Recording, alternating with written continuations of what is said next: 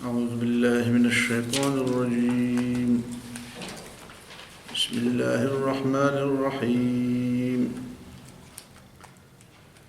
ولا تأكلوا مما لم يذكر اسم الله عليه وإنه لفسق وإن الشياطين ليوحون إلى أوليائهم ليجادلوكم وإن أطعتموهم إنكم لمشركون. أومن كان ميتا فأحييناه وجعلنا له نورا يمشي به في الناس كمن مثله في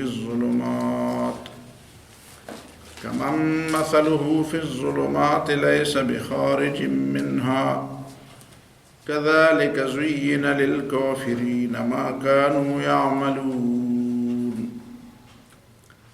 وكذلك جعلنا في كل قرية أكابر مجرميها ليمكروا فيها وما يمكرون إلا بأنفسهم وما يشعرون. ولا تأكلوا مما لم يذكر اسم الله عليه، اور نہ کھاؤ اس جانور کا گوشت جس پر اللہ کا نام ذبح کے وقت نہیں لیا گیا. وَإِنَّهُ لَفِسْقٌ، اور اس کا کھانا گناہ ہے، یا یہ عمل جانور پر ذبح کرتے وقت اللہ کا نام نہ لینا قصداً یہ گناہ ہے، فسق ہے. وَإِنَّ الشَّيَاطِينَ لَيُوحُونَ إِلَىٰ أَوْلِيَائِهِمْ، اور یقیناً شیاطین اپنے دوستوں کی طرف خفیہ اشارے کرتے ہیں، خفیہ طور پر ان کو وسوسے ڈالتے ہیں، شیطانت کی باتیں، وسوسوں کی باتیں، گمراہی کی باتیں ان کو خفیہ انداز سے سمجھاتے ہیں. اور اس لیے سمجھاتے ہیں کہ لیجادلوکم، تاکہ وہ تمہارے ساتھ بحث کرے، تاکہ وہ تمہارے ساتھ جھگڑا کرے، کج بحثی کرے. وَإِنْ أَطَعْتُمُوهُمْ، اور اگر تم نے ان شیطانوں کی بات مانی، إِنَّكُمْ لَمُشْرِكُونَ، یقیناً تم مشرک ہوں گے. أَوَمَنْ كَانَ مَيْتًا فَأَحْيَيْنَاهُ، آیا وہ شخص جو مردہ تھا اور ہم نے اس کو زندہ کیا، جو جاہل تھا ہم نے اس کو سمجھایا، جو کافر تھا ہم نے اس کو ایمان کی توفیق دی. وَجَعَلْنَا لَهُ نُورًا، اور ہم نے اس کے لیے ایک نور پیدا کیا، یا ہم نے اسے ایک نور عطا کیا، ہم نے اس کو روشنی عطا کی. یمشی بہ فی الناس، کہ اس روشنی کے ذریعے وہ لوگوں کے درمیان چلتا پھرتا ہے. جہالت کے اندھیروں میں اس کے ساتھ روشنی ہے. کمن مثلہ فی الظلمات، اس کی مثال اس شخص کی ہے جو ابھی تک اندھیروں میں گھرا ہوا ہے اور بھٹک رہا ہے اندھیروں میں. لیس بخارج منہا، اور وہ کبھی اسے نکلنے والا نہیں، اندھیروں میں بھٹک رہا ہے اور کبھی اندھیروں سے نکلنے والا نہیں. کذالک زین للکافرین ما کانوا یعملون، اسی طرح کفار کے لیے ان کے اعمال خوشنما بنائے گئے ہیں. وہ سمجھتے ہیں کہ ہم اچھا کر رہے ہیں، درست طریقے پر چل رہے ہیں. ان آیات سے پہلے وَمَا لَكُمْ أَلَّا تَأْكُلُوا مِمَّا ذُكِرَ اسْمُ اللَّهِ عَلَيْهِ وَقَدْ فَصَّلَ لَكُمْ مَا حَرَّمَ عَلَيْكُمْ إِلَّا مَا اضْطُرِرْتُمْ إِلَيْهِ.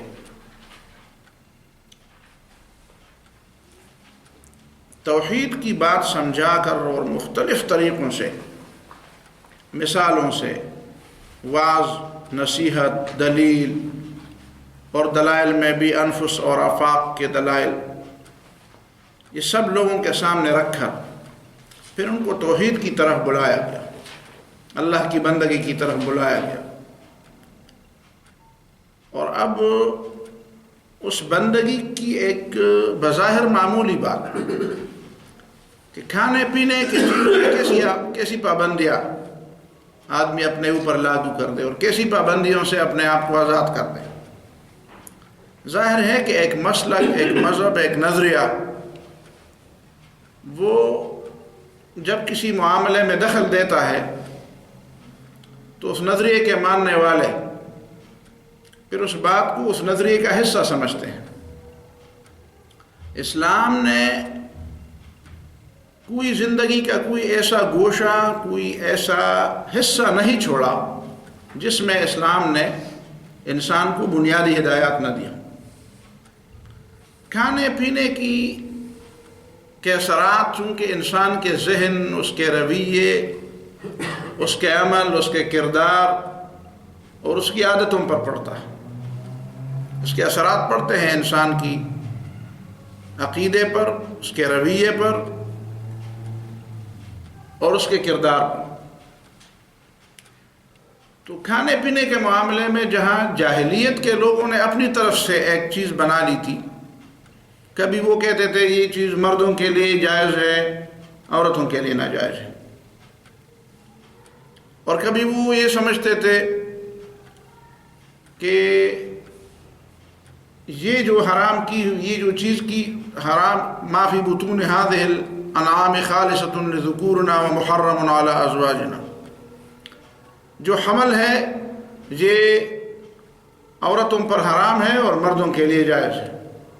وَإِن يَكُن مَيْتَةً فَهُمْ فِيهِ شُرَكَاءُ، اور اگر وہ مردہ نکل آئے، وہ بچہ پیٹ سے زندہ نکل آئے تو عورتوں کے لیے حرام اور مردوں کے لیے جائز، اور اگر مردہ نکل آئے تو فَهُمْ فِيهِ شُرَكَاءُ، پھر مردوں کے لیے بھی جائز ہے، عورتوں کے لیے بھی جائز ہے۔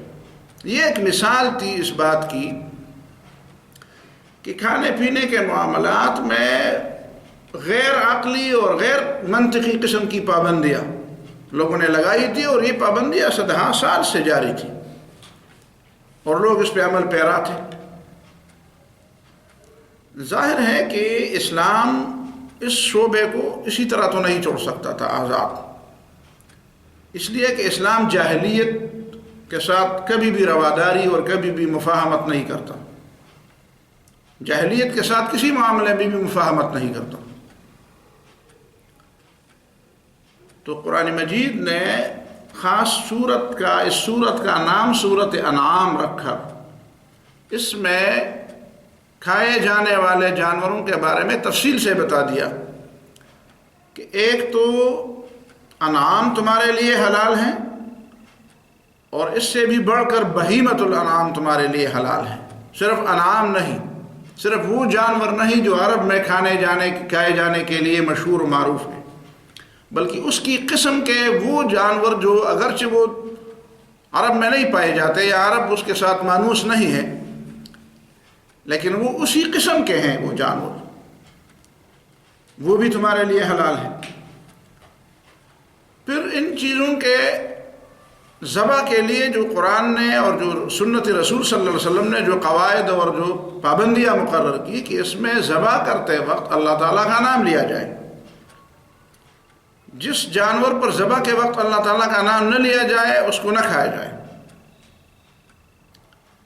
یہ الگ بات ہے کہ اس میں بعد کے لوگوں میں پھر تفصیلات آ گئی ہیں، اور اس مسئلے کی تفصیلات پھر ظاہر ہے کہ شریعت کا حصہ بن گئی، لیکن یہ ایک بنیادی چیز ہو گئی، اور اس کے ساتھ اتنی اہمیت برتی گئی اس معاملے کے ساتھ کہ پورے قرآن مجید میں اطاعت غیر اللہ پر شرک کا اطلاق صرف اسی سیاق و سباق میں کیا گیا۔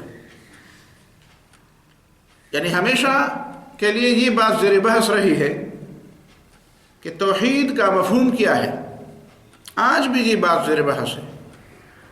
ہم نے قرآن سے جو بات سمجھی ہے وہ یہ ہے کہ توحید حقیقت میں اللہ تعالیٰ کی اطاعت کا نام ہے، اور اللہ کی اطاعت کے مقابلے میں یا اللہ تعالیٰ کی اطاعت سے آزاد کوئی بھی اطاعت کسی بھی شکل میں ہو وہ شرک ہے۔ یہ دو لفظ یاد رکھنے کے، یا تو اللہ تعالیٰ کی اطاعت کے مقابلے میں، اور یا اللہ تعالیٰ کی اطاعت کے تصور سے آزاد۔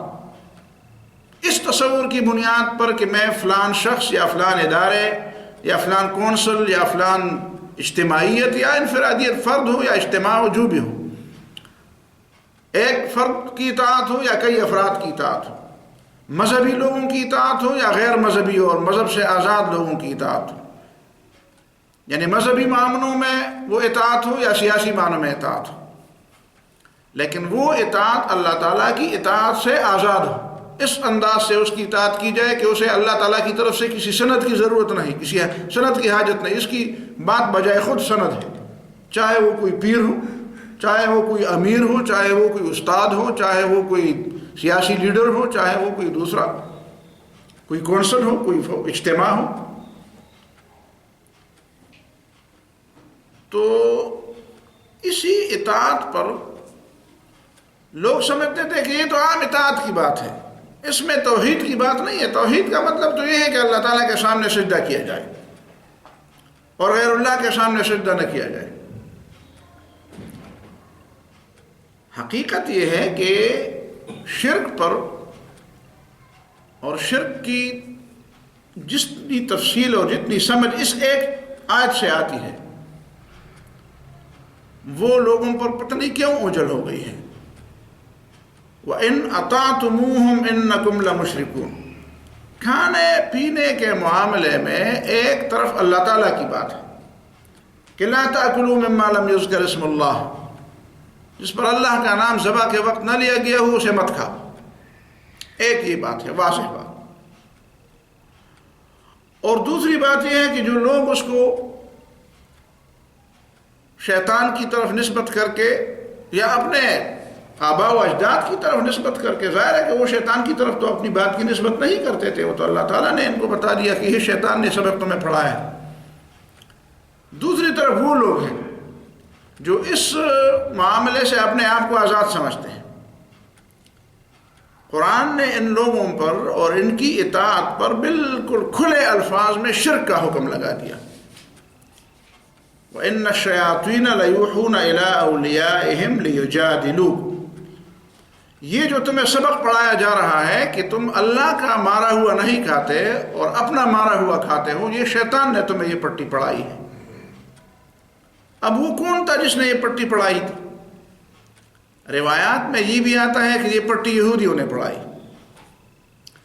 یہودیوں نے نبی صلی اللہ علیہ وسلم کے مکے کے زمانے کی بات ہے، ابھی مدینہ منورہ نبی صلی اللہ علیہ وسلم ہجرت نہیں کر چکے تھے، مکہ معظمہ ہی میں یہ مسلسل مختلف طریقوں سے مکے والوں کو پیغامات بھیجتے تھے۔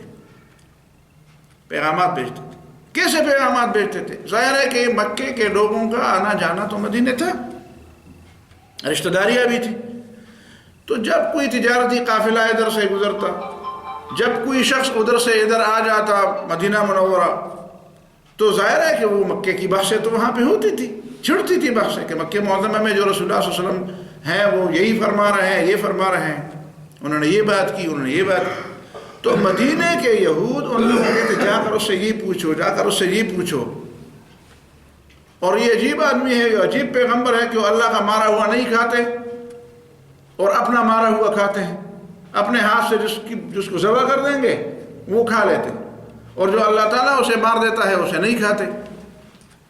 باقی رہی یہ بات کہ یہودیوں کو یہ کیا پڑی تھی کہ وہ مکے کے لوگوں کو اس طرح کی باتیں سمجھاتے اعتراض کرنے کے لیے؟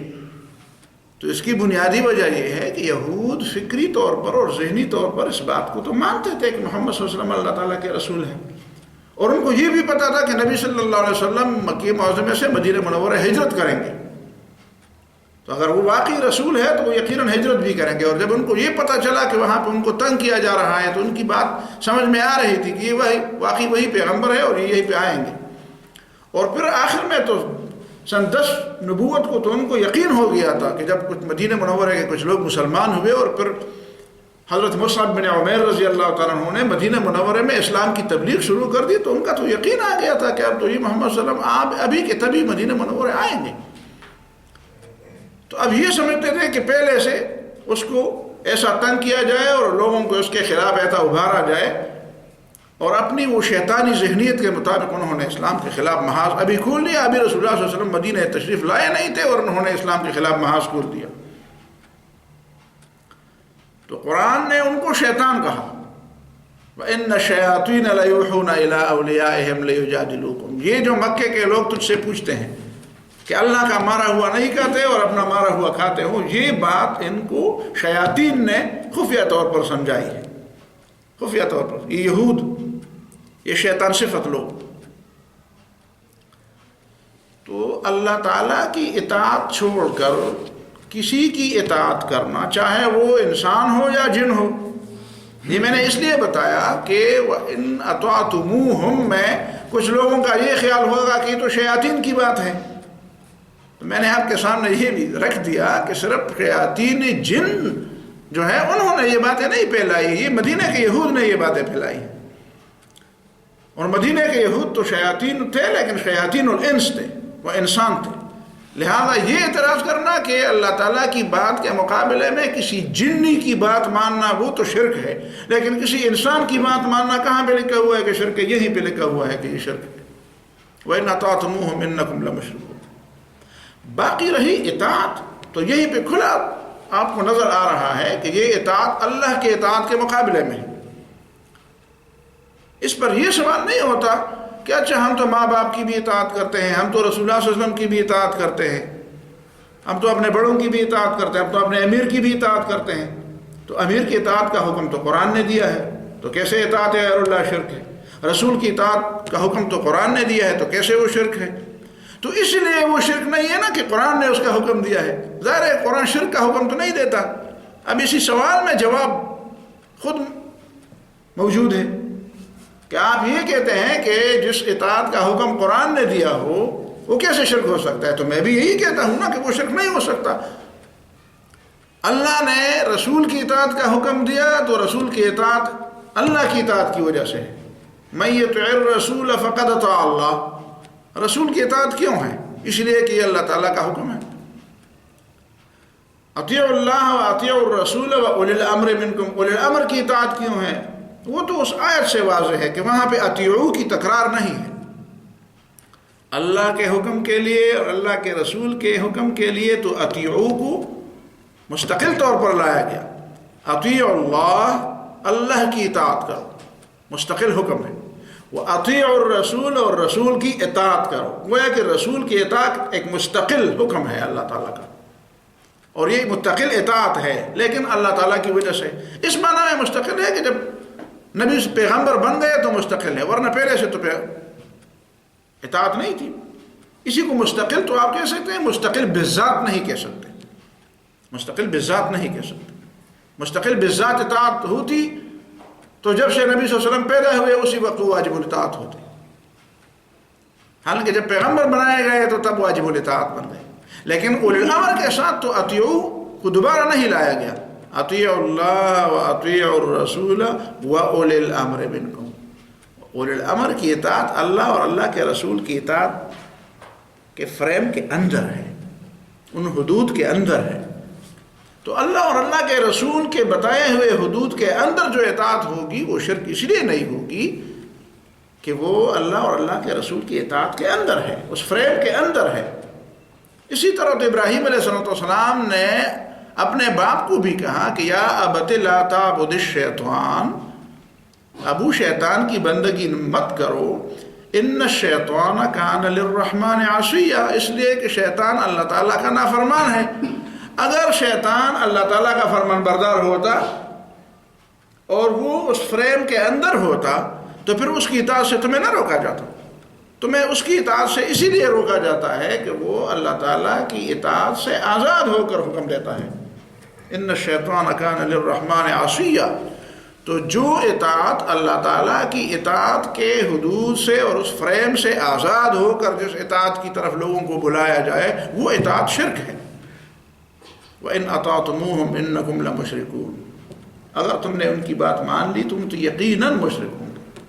إِنَّكُمْ لَمُشْرِكُونَ، ایک ان، ایک لام اور ایک مشرکون جملہ اسمیہ، تین تاکیدات کے ساتھ اس شخص کو یا اس گروہ کو، ان لوگوں کو مشرک کہا گیا۔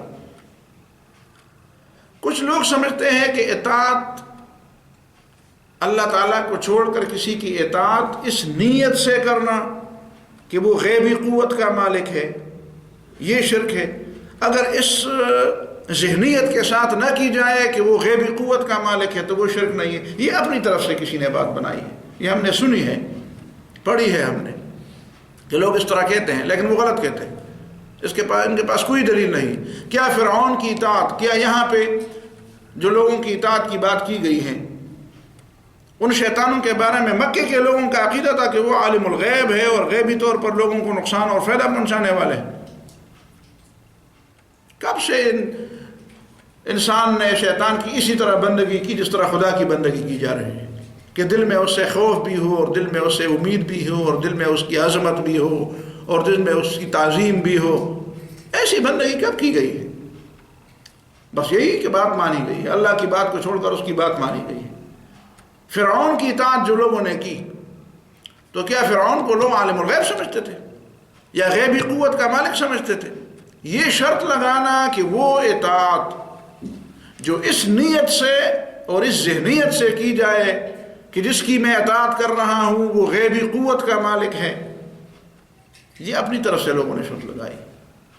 اللہ پر یہ صرف دو شرطیں ہیں. وہ اطاعت جو اللہ تعالیٰ کی اطاعت کے مقابلے میں ہو, جو اللہ تعالیٰ کی اطاعت کے حدود کے اندر ہو, وہ شرک نہیں ہے.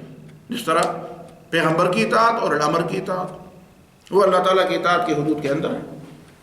یا وہ اطاعت جو اللہ تعالیٰ کی اطاعت کے حدود سے آزاد ہے, جس کی اطاعت کی جاتی ہو اس کے بارے میں ذہنیت یہ ہو کہ اس کے لیے اللہ کی طرف سے کسی سند کی ضرورت نہیں, اس کی بات بجائے خود دلیل ہے, اس کی بات بجائے خود دلیل ہے, اسے کسی سند کی ضرورت نہیں. ان کو یہ حق ہے کہ وہ لوگوں کو اپنی اطاعت کی طرف بلائے جن کو بلاتے ہیں, تو ایسی اطاعت پھر شرک ہے. اور اس سے دوسری بات جو ثابت ہوئی وہ یہ تھی کہ کھانے پینے کے معاملے کو معمولی معاملہ نہ سمجھا جائے. یہ بہت اہم معاملہ ہے انسان کی زندگی, اس لیے کہ کھانے پینے کا میدان پھر بہت وسیع ہے. کھانے پینے کی حد صرف وہ نہیں ہے کہ جو نوالا میرے سامنے پڑا ہوا ہے اور میں اس کو منہ میں ڈالتا ہوں, یہ اس حد تک نہیں ہے. وہ نوالا آیا کہاں سے ہے, وہ حاصل کہاں سے کیا گیا ہے, تو اس کے ڈانڈے پھر بہت دور تک پورے معاشی نظام تک اس کی تفصیلات وسیع ہیں. اس کا مطلب یہ ہے کہ اسلام معاشی نظام کو اول سے آخر تک اتنی اہمیت دیتا ہے کہ جب تک آپ کا معاشی نظام اسلام کے حدود کے مطابق اور اسلام کے ہدایات کے مطابق نہ ہو تو آپ شرک سے نہیں بچ سکتے, شرک سے نہیں بچ سکتے. ظاہر ہے کہ کھانے پینے کے معاملے میں اور کمائی کے معاملے میں جب آپ اللہ تعالیٰ سے اپنے آپ کو آزاد قرار دیں تو پھر وہ کون سا معاملہ رہ جاتا ہے. قرآن نے نیک عمل کی قبولیت کے لیے جو شرائط بیان کی ہے اس میں کھلے طور پر اکل طیبات کو بطور شرط قرار دیا, اور یہ صرف عام مسلمانوں کے لیے نہیں, پیغمبروں کے لیے بھی. قرآن نے فرمایا یا ایھا الرسل کلوا من الطیبات واعملوا صالحا, اے پیغمبروں کی جماعت, کلوا من الطیبات, پاک اور حلال کھاؤ, وعملوا صالحا, اور نیک عمل کرو.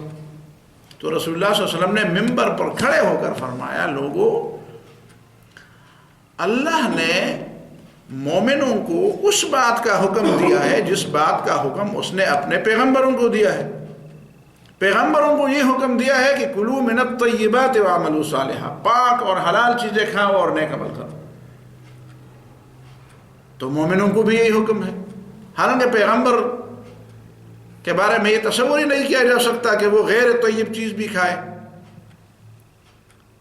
تو حلال طیب کھانا یہ عمل صالح کے لیے شرط ہے, اور عمل صالح ایمان کی تکمیل کے لیے ضروری ہے. ایمان کی تکمیل بغیر عمل صالح کے نہیں ہو سکتی.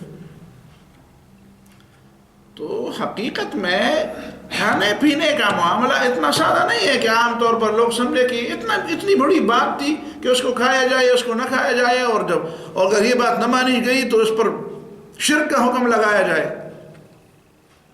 اس معاملے میں اگر تھوڑی سی نرمی بھی برت جاتی تو اس کا مطلب یہ کہ اسلام کا جو معاشی نظام تھا اس کی اصلاح پھر کیسے ہوتی, وہ پھر کیسے نافذ ہوتا. اسلام کا جو معاشی اصول ہیں خرچ کرنے کے اور کمانے کے، بیوع، تجارات، یہ مزارعات، یہ مساقات، قرآن نے آگے اسی صورت کے بعد سورۃ اعراف میں وہ قصہ سنایا لوگوں کو، وَاسْأَلْهُمْ عَنِ الْقَرْيَةِ الَّتِي كَانَتْ حَاضِرَةَ الْبَحْرِ، ان لوگوں سے ذرا پوچھو اس گاؤں کے بارے میں جو سمندر کے کنارے تھا، اِذْ تَأْتِيهِمْ حِيتَانُهُمْ يَوْمَ سَبْتِهِمْ شُرَّعًا، جب ان کے ہفتے کے دن ان کے سامنے مچھلیاں کھل کر آتی تھی، وَيَوْمَ لَا يَسْبِتُونَ لَا تَأْتِيهِمْ كَذَلِكَ، اور جب ہفتے کا دن نہیں ہوتا تھا تو اس طرح کھل کر نہیں آتی تھی۔ نَبْلُوهُمْ بِمَا كَانُوا يَفْسُقُونَ، ہم ان کو اس نقطے سے آزماتے تھے جس راستے سے فسق ان کے پاس آتا تھا۔ انسان کی جو کمزوری ہوتی ہے اسی طریقے سے اللہ تعالیٰ اس کو آزماتا ہے۔ کسی کی کمزوری ہوتی ہے کہ وہ مال کمانے میں اور پیسے کے بارے میں بڑا کمزور ہوتا ہے، تو اللہ تعالیٰ پیسے کے ذریعے اس کو آزماتا ہے۔ کچھ دوسرے معاملات کے بارے میں بڑے کمزور ہوتے ہیں تو دوسرے معاملے میں اللہ تعالیٰ ان کو آزماتا ہے۔ کچھ عہدوں اور لالچ، ان طرح کی چیزوں میں کچھ دوسرے معاملات۔ تو جو شخص جس معاملے میں اس کی کمزوری ہوتی ہے تو اللہ تعالیٰ اس انداز سے اس کی آزمائش کرتا ہے۔ نبلوہم بما کان، تو ان کی کمزوری یہی تھی کہ وہ مچھلیاں جب نظر آتی تھی تو بس وہ پکڑے بغیر وہ نہیں رہ سکتے تھے۔ اور یہ کام کیا تھا، ظاہر ہے کہ مچھلیاں پکڑ کر وہ کھاتے تھے یا بیچتے تھے اور اس کا پیسہ کھاتے تھے، اور کیا بات ہے، ان گویا کہ ان کا دھندا تھا، گویا کہ ان کا کاروبار تھا، ان کا ذریعہ معاش تھا۔ اور ذریعہ معاش غلط ہونے پر جب انہوں نے ہیلے بہانے بھی شروع کر دیے تو اللہ تعالیٰ نے ان کو بندر بنا دیا، خنزیر بنا دیا۔ اتنی بڑی سزا ان کو دی، ان کی پوری تاریخ میں اتنی بڑی سزا کسی کو نہیں ملی۔ تو ان دو باتوں سے جو دونوں صورتوں میں ملتی جلتی باتیں ہیں، اس سے پتہ چل جاتا ہے کہ اسلام معاشی نظام کو کتنی اہمیت دیتا ہے، اور معاشی نظام کے خلاف کسی بات کو شیطانت سے تعبیر کیا گیا اور ان کی اطاعت کو کفر اور شرک سے تعبیر کیا گیا۔ تو یہ وہ بنیادی چیز ہے۔ باقی رہی یہ مسئلہ کہ جس جانور پر ذبح کرتے وقت اللہ تعالیٰ کا نام نہ لیا جائے، اس کی تفصیلات کیا ہیں؟ تو ایک تفصیل تو یہ ہے کہ مومن جب ذبح کرتے وقت اللہ کا نام نہ لے تو معلوم ہونا چاہیے کہ قصداً اس نے نام نہیں لیا، کہ سہون اور نسیاناً خطأً اس سے نام بھول گیا۔ اس لحاظ سے تین مسالک ہیں، اور ائمہ حضرات نے اس کی جو تفصیلات بیان کی ہیں اس میں تین باتیں سامنے آئی ہیں۔ ایک مسلک عبداللہ ابن عمر رضی اللہ تعالیٰ عنہما اور باقی دوسرے تابعین کی ہے کہ اللہ تعالیٰ کا نام چاہے قصداً مومن نہ لے یا سہون نہ لے، وہ جائز ہے۔ اس جانور کا کھانا جائز ہے، مطلقاً جائز ہے، مومن ہو اور ذبح کرنے والا مومن ہو۔ اگر وہ مومن ہے تو وہ قصداً بھی اللہ تعالیٰ کا نام چھوڑ دے یا خطأً بھی چھوڑ دے تب بھی وہ جائز ہے۔ بالکل اس کے اپوزٹ امام شافعی رحمہ اللہ کی رائے ہے کہ اگر اللہ کا نام قصداً چھوڑا جائے یا نسیاناً اور خطأً چھوڑا جائے، بھول سے، تو دونوں طریقے سے جائز ہے۔ عبداللہ ابن عمر کی رائے یہ ہے کہ دونوں طریقے سے ناجائز ہے۔ میں امام شافعی کی بات کر رہا تھا پہلے۔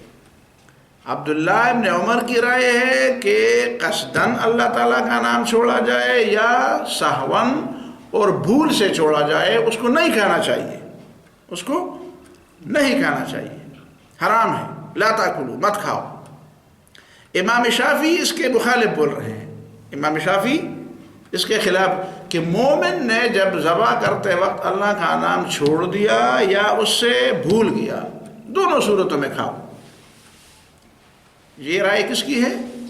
امام شافعی رحمہ اللہ کی، اور کچھ بعض دوسرے حضرات کی بھی۔ امام احمد ابن حنبل اور امام مالک کی بھی کوئی ایک روایت ہے غالباً، اور بعض دوسرے حضرات کی بھی، اور امام شافعی رحمہ اللہ کا، امام ابو حنیفہ رحمہ اللہ کا تو مسلک یہی ہے اور امام احمد بن حنبل اور امام مالک کی بھی کچھ روایتیں اس طرح ملتی ہیں۔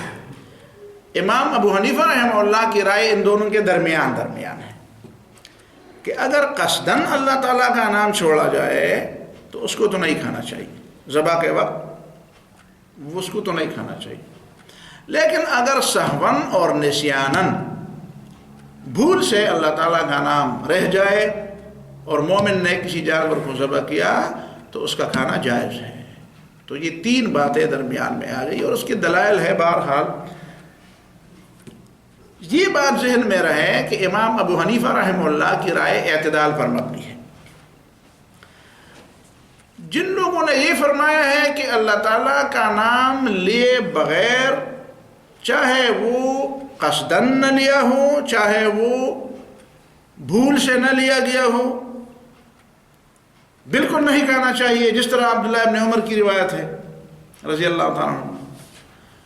تو اس کے بارے میں بنیادی طور پر ذہن میں یہ بات رہنی چاہیے کہ خطا اور نسیان کو تو ایک حدیث میں امت سے مرفوع کیا گیا ہے، رفع عن امتی الخطأ والنسیان، میری امت سے خطا اور بھول معاف کیا گیا ہے۔ اور ایک حدیث بھی ہے اور امام شافعی بھی اس کو کوٹ کرتے ہیں کہ رسول اللہ صلی اللہ علیہ وسلم سے پوچھا گیا کہ ایک شخص نے، ایک مومن نے جانور پر ذبح کرتے وقت اللہ کا نام نہیں لیا اور بھول گیا، اب اس کو کھائیں کہ نہ کھائیں؟ اگرچہ اس حدیث میں بھول کے الفاظ نہیں ہیں، بس صرف یہ الفاظ ہیں کہ رسول اللہ صلی اللہ علیہ وسلم سے پوچھا گیا کہ متروک التسمیہ، جس پر بسم اللہ اور اللہ کا نام نہیں لیا گیا وہ اس کو کھائیں کہ نہ کھائیں؟ تو رسول اللہ صلی اللہ علیہ وسلم نے فرمایا کہ کلو، کھاؤ، فإن تسمیۃ اللہ فی قلب کل مسلم کل امرئ مسلم، بھائی اللہ کا نام اگر اس نے زبان سے نہیں لیا ہو تو دل میں تو ہر مسلمان کا دل میں اللہ تعالیٰ کا نام ہے۔ تو امام شافعی رحمہ اللہ اس سے استدلال کرتے ہیں کہ چاہے اس پر قصداً نام نہ لیا گیا ہو اللہ تعالیٰ کا اور چاہے اس پر سہون نام نہ لیا گیا ہو، امام شافعی فرماتے ہیں کھاؤ، دوسرا حدیث میں ہے۔ امام ابو حنیفہ رحمہ اللہ فرماتے ہیں کہ آپ عجیب بات کرتے ہیں، قرآن میں فرمایا لا تاکلو، نہ کھاؤ، اور آپ اس کے بارے میں حدیث کے بارے میں کہتے ہیں کہ حدیث میں کہتے ہیں کہ کھاؤ۔ اب قرآن اور حدیث کے درمیان کوئی ایسا راستہ نکالنا چاہیے کہ قرآن پر بھی عمل ہو اور حدیث پر بھی عمل ہو۔ تو ظاہر ہے کہ دوسری حدیث میں یہ بات آتی ہے کہ مومن سے سہوا اور خطا، نسیان دونوں معاف ہیں، تو ہم اس حدیث کو سہوا اور نسیان پر محمول کریں گے اور لا تاکلوا مما لم یذکر اسم اللہ علیہ کو قصد پر محمول کر لیں گے، قصد پر محمول کر لیں گے، لا تاکلوا مما لم یذکر اسم اللہ علیہ، نہ کھاؤ۔ کچھ لوگوں نے اس کی ایک اور تعویل بھی کی ہے کہ لا تاکلوا مما لم یذکر اسم اللہ علیہ، جس پر اللہ کا نام نہ لیا گیا ہو اسے مت کھاؤ، چاہے اللہ کا نام لینا حقیقتاً ہو یا حکماً ہو۔ حقیقتاً اللہ تعالیٰ کا نام لینا تو یہ ہے کہ آدمی زبان سے کہہ دے، حکماً اللہ کا نام لینا یہ ہے کہ آدمی بھول جائے، دل میں تو مومن ہے تو مومن، تو گویا کہ وہ حکماً، گویا کہ اس نے اللہ تعالیٰ کا نام لے لیا اس لیے کہ ہے تو مومن۔ اگر وہ نام لیتا تو ظاہر ہے کسی غیر اللہ کا نام توڑا لیتا ہو تو اللہ تعالیٰ کا نام لیتا، لیکن بھول گیا۔ تو یہ تفصیلات ہیں۔ باقی امام شافعی رحمہ اللہ جو فرماتے ہیں وہ قرآن کی خلاف بات نہیں کرتے، ان کی بات بھی سمجھنے